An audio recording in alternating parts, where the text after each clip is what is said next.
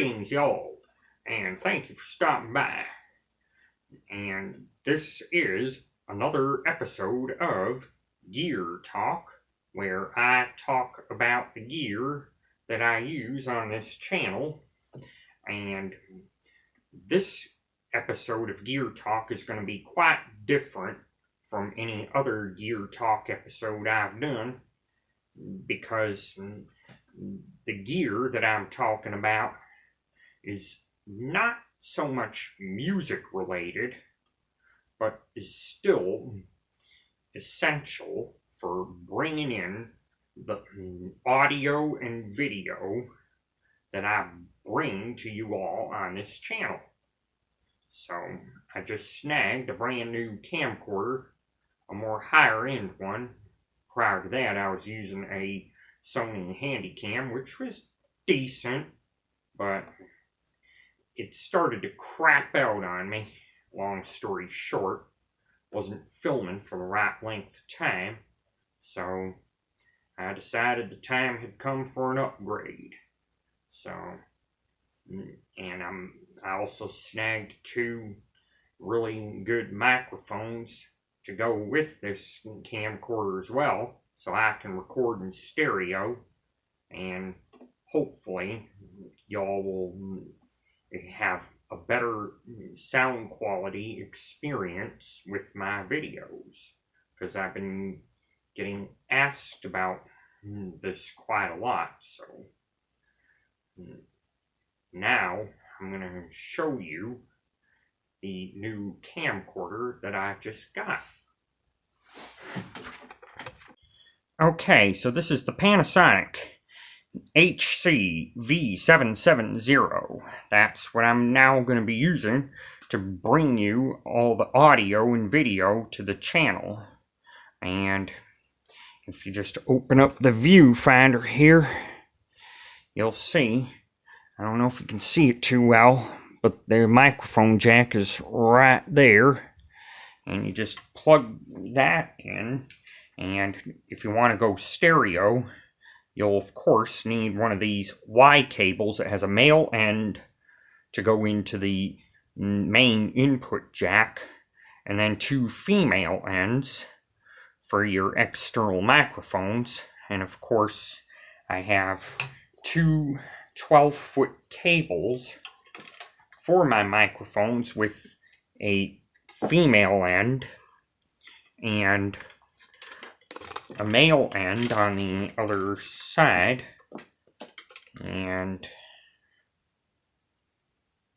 so that's what you'll need if you want to put your microphones closer to a sound source. And another tip I have is, if your camcorder has an input jack for headphones, mine is like right here, then my tip to you is, use your headphones to your advantage. This way you can hear what your microphones are hearing.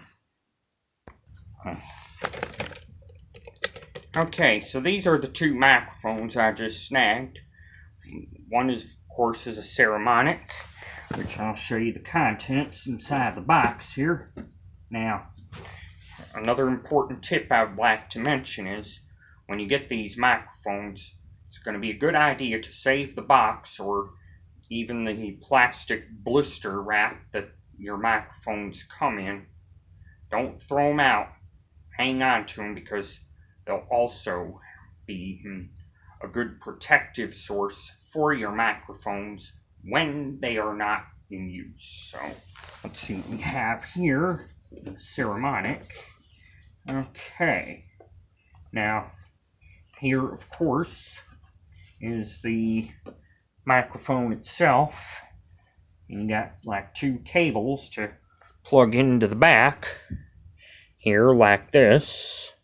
So, and of course, you have your foam cover.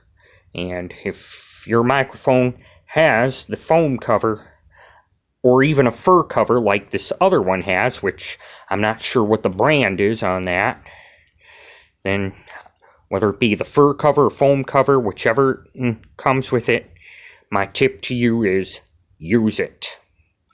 Use it, because it's going to come in handy, and you just want to slide this on, and this will protect your microphone, whether you're filming inside or outside. You want to protect your microphone, and it'll stop wind from causing any distorted sounds from coming in, but as well as protect the insides of your microphone from anything that could possibly damage it. So that's the microphones I use, and of course these microphones are omnidirectional mics, which give sort of like a heart-shaped pickup pattern, and they are very sensitive, and not to mention very delicate. And these are you can buy these at Best Buy for anywhere from $50 to $60 a piece. And these two I have in particular, they also do not require batteries. You just plug them in and you're ready to go. But of course, with these particular microphones, you don't want to stick them too close to a sound source, especially one that is too loud, because you can do damage to them this way, and you do not want to damage your microphones. So it's very important to control the volume of your sound source, which in my case will be my guitar amplifier. So with that, I'm now going to show you the settings that I use on my amplifier. Okay, now for amplifier settings, for good quality recording, especially with microphones like I've just shown you, one thing you want to avoid like the plague is blasting your amplifier, especially at full blast, because you can get a lot of distorted and garbled sounds that can be picked up by your microphones, and you can damage your microphones this way. So your best bet is to just keep your amplifier at conversation level, and you can still achieve superior tones, and it may even seem to your audience that you're actually playing loud when really your amplifier is at a conversation level. So to achieve conversation level, you want to be mindful of where you have your gain and your master volume. So every amplifier is different, so you want to adjust those accordingly. Maybe play something on your guitar starting with your master volume at 0, and then gradually, little by little, turning it up bit by bit until you achieve the volume that you want. And of course you want to do the same to your gain control as well. If your amplifier has a distortion channel, you also are going to want to accordingly adjust your volume and gain on the distortion channel as well. Now, and of course you'll want to repeat the process over if you play in stereo and use two different amplifiers. But if you have two amplifiers that are exactly the same, like what I have, then all you have to do with the other one is just match the settings on the second one. And of course your limiter and your 3-band EQ, bass, mid-range, and treble, you can have those at just about anywhere you like. And same with the reverb, not that I use that, since I prefer my reverb come from a pedal, and since I use compression, I don't find any need for use of a limiter. But that's how you achieve a conversation level volume with your amplifiers. Another thing to be mindful of is with any overdrive or distortion pedal you use, you want to really be careful with the amount of level that you use. You don't want to turn that up too high, because even that could push too much volume from your amplifier. I mean, you can turn the drive up at wherever you like, but try not to go past the 12 o'clock level with your level knob. So, like all amplifiers, all distortion and overdrive pedals are different, so what you're going to want to do is try, once again, adjust accordingly. Alright, now for setting up microphones, this is how I go about with that. So, first thing I'm, of course, going to use is a teddy bear.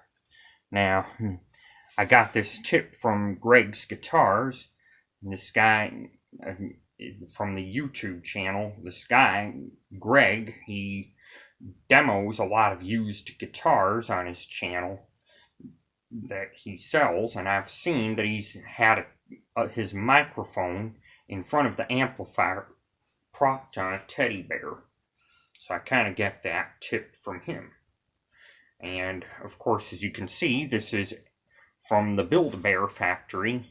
And with the Build-A-Bear factory, you can even get a t-shirt, which will definitely come in handy, as I'll show you here. So what you'll want to do, you want to first take your microphone, and then what you want to do is you want to tuck it into the bear's shirt like so. And like that. And then coming out, you want to then attach the cable that comes with your microphone right to the back here. Plug that in. And then to your 12-foot cord, which will go to the input jack of your camera, you want to take the female end of your extension cable and plug that into here like so. And by having the teddy bear there, it keeps the microphone about 5 inches away from the grill, and of course the teddy bear muffles out any distorted tone or any garbled sound that the microphone would pick up, and then in this way, serving as a muffler and as a cushion, it also keeps the microphone perfectly distanced from the amp's speaker. And the tone is just superior.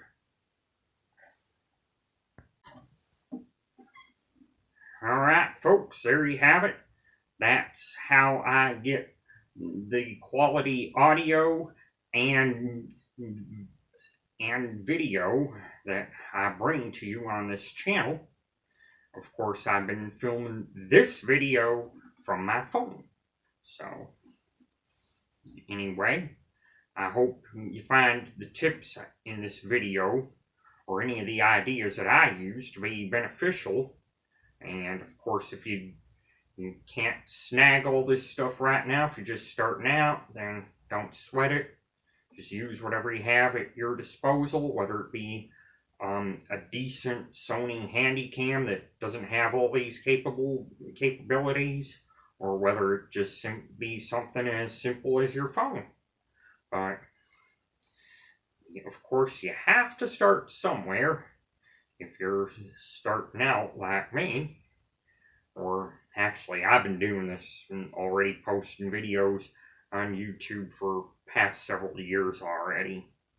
But always a first time for everything for all of us. But anyway, but I sure do hope that I bring to you better sound quality.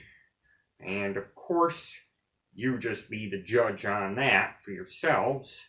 So, but this is how my audio is now going to be coming to you all. So, until next time.